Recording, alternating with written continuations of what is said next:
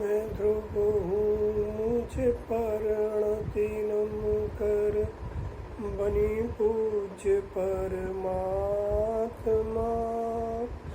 उसने सारे जग को बताया, परम पूज्य ध्रुव आत्मा। ये द्रव्यदृष्टि प्रकाश प्रश्नोत्तरी नामक ग्रंथ है। इसमें कल तक हम लोग प्रश्न नंबर 123 तक की चर्चा कर चुके थे। आज 124 नंबर का प्रश्न है पुरुषार्थ से कार्य होता है या काल लब्धि आने पर कार्य होता है।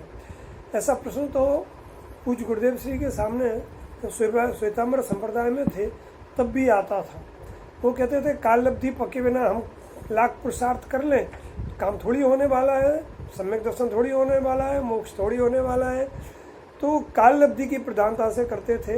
पंडित टोटोबल जी ने मोक्ष मार्ग पर लिखा है कि काल लब्धि होनहार आदि कोई वस्तु ही नहीं है। जो जीव पुरुषार्थ करता है उसका मोक्ष होता ही है। अब पुरुषार्थ क्या है इसे यहाँ समझना है। योग उत्तर, योग्यता हो तो सुनते ही सीधे अंतर में उतर जाते हैं। तो कितनी उत्कृष्ट बात है।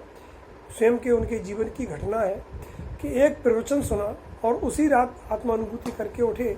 तो यदि योग्यता आप में हो, अर्थात जैसे बोलते योग्यता, धगस, रुचि, वैराग्य, ये सब योग्यता के अंतर्गर्भित तत्व हैं, तो हो तो सुनते ही सीधा अंतर में उतर जाते हैं। इसलिए कहते हैं कि ऐसी उनकी काल लब्धि है।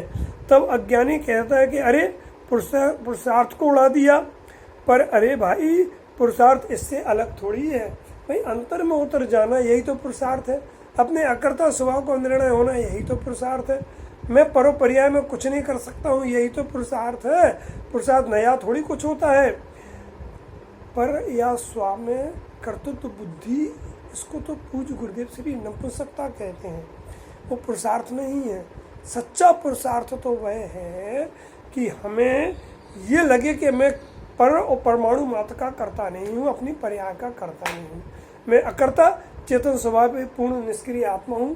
पूज्य गुरुदेव श्री ने 45 वर्षों तक इसी बात का निर्णय कराने में पूरा जोर दिया है।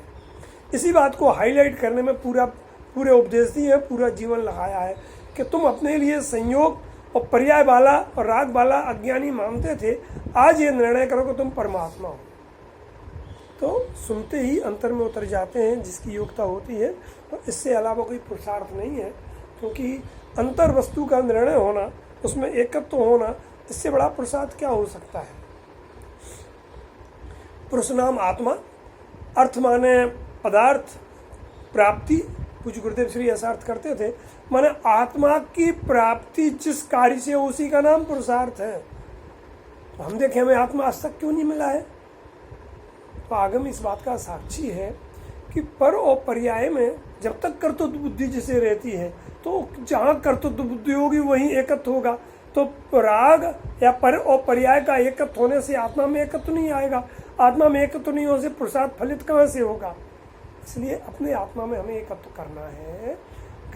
तो भाषा आती है कि मैं आत्मा ही हूँ, ऐसा जो निर्णय किया, मैं ध्रुवी हूँ, मैं निष्क्रिय हूँ, मैं एक ही हूँ, मैं शुद्ध ही हूँ, मैं वर्तमान में पूर्ण ही हूँ, इस बात का जो निर्णय की दृढ़ता, इसी का नाम सच्चा पुरुषार्थ है। और इस पुरुषार्थ में फलित आत्मानुभूति हो जाती है। इतनी चर्चा आज अपन ने की है, बाकी चर्चा अपन कल करेंगे। जहाँ वाणी के ज्ञान थे सूझे लोकालोक, सो वाणी मस्तक नमो सदा दे।